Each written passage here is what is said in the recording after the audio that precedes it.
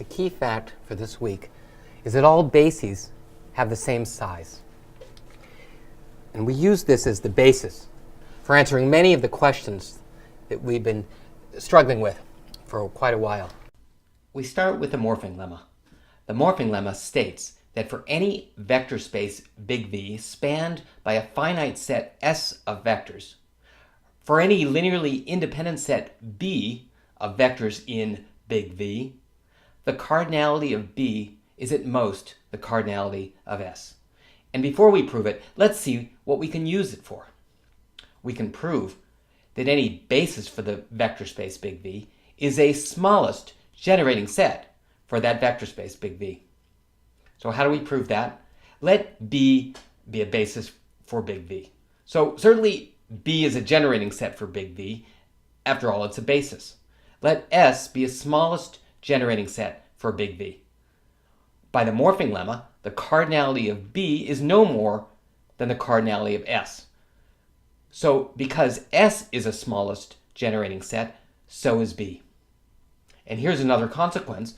All bases for a vector space big V have the same size. Well, they're all smallest generating sets, so they have to have the same size. So here's the lemma we're going to prove. And the way we're going to prove it is we're going to start with the set of generators, S, and modify it bit by bit, injecting vectors of B one by one, while preserving the cardinality. And how are we going to do that? We're going to use the exchange lemma. So here's the exchange lemma. We discussed the exchange lemma a while back. Suppose S is a set of vectors and A is a subset of that set. Now suppose there's a vector Z in the span of S such that A together with Z is a linearly independent set. Then there's a vector in S and not in A, the protected set, such that the span of S is the same as the span of the set obtained from S by adding Z and removing W.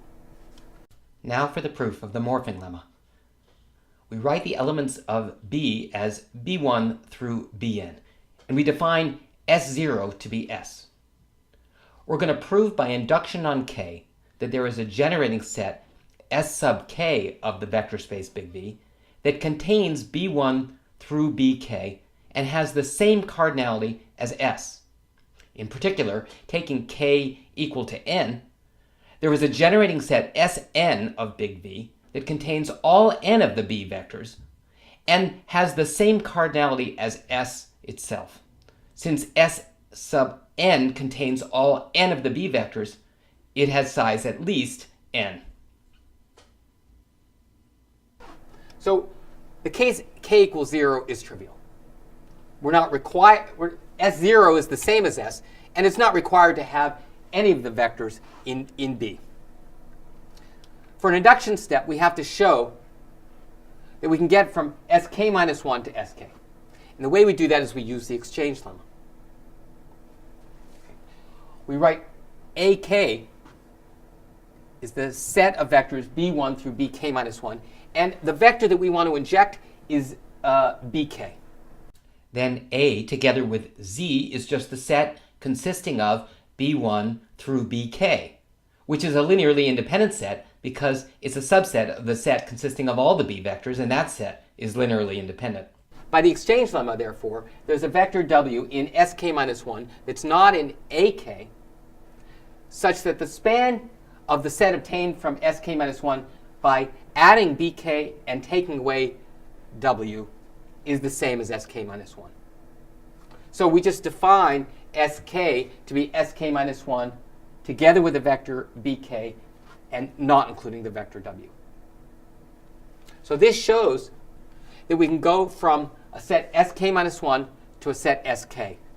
They span the same vector space. They have the same cardinality, but Sk has one more of our basis vectors. That completes the induction step. Now notice that this proof is actually an algorithm. It tells you how to go from S0 to S1 to S2 to S3 and finally to Sn. Now, here's an illustration of the process applied to graphs. So a basis for a graph is a spanning forest. Here's one spanning forest. And we're going to show that we can use the exchange lemma to iteratively go from this spanning forest to this one by doing one change at a time. The exchange lemma inserts one edge and removes another. So start by inserting this edge. Well, we have to take one out. So we can take this one out while still preserving the property that this is a spanning forest. We're not losing anything in spanning, and we're preserving cardinality. So let's make that exchange. Now we have to find, now we're one step closer to the target spanning forest. Now we're going to insert this edge. Now we have to take one out to preserve cardinality. Let's take out this one. Putting in this one and taking out this one will preserve the cardinality and will preserve the property that this forest is spanning. So let's do that. Now we're going to insert this edge. We have to take one edge out. We'll take this edge out. Let's do that.